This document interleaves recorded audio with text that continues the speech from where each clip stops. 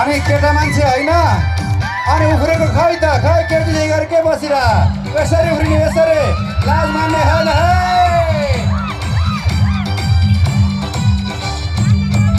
अब यसो त जाउँ त है सबैको पालो पुर्याउनु त है।